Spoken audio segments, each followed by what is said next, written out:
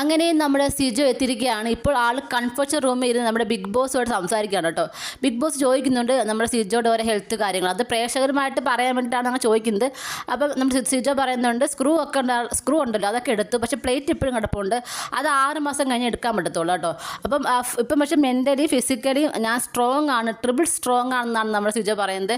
എല്ലാം പ്രിപ്പയർ ആയാണ് ഞാൻ വന്നിരിക്കുന്നത്, എനിക്ക് ഗെയിം കളിക്കണം, സ്ട്രോങ് ആയിട്ട് കളിക്കണം എന്ന രീതിയിലാണ് നമ്മുടെ സിജോയുടെ ഓരോ മറുപടികളും. എന്തായാലും നല്ല രീതിയിൽ ഗെയിം കളിക്കാൻ സാധിക്കട്ടെ എന്ന് ഞാൻ പറഞ്ഞു. കാരണം ഒരു തൻ്റെ തല്ലത്തെ കാരണത്താൽ ഇവിടുന്ന് ഇറങ്ങി പോകേണ്ടി വന്നു. അല്ലെങ്കിൽ ഇപ്പോൾ ഈ ഒരു സമയത്തിനുള്ളിൽ തന്നെ സിജോയ്ക്ക് അത്യാവശ്യം ഒരു സ്റ്റാൻഡേർഡ് അവിടെ ഉണ്ടാക്കാൻ കഴിഞ്ഞല്ലേ.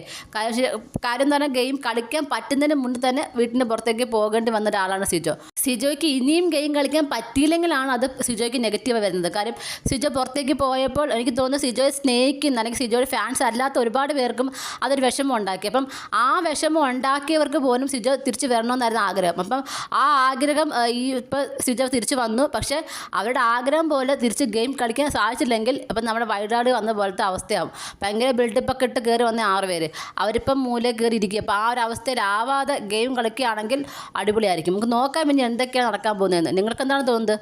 സിജോയുടെ തിരിച്ചു വരവിനെ കുറിച്ചുള്ള നിങ്ങളുടെ അഭിപ്രായം എന്താണ്? താഴെ കമൻറ്റ് ബോക്സിൽ മറക്കാൻ രേഖപ്പെടുത്തണം. കൂടുതൽ ലൈവ് അപ്ഡേഷന്മാർ ഉടനെ വരുന്നതായിരിക്കും.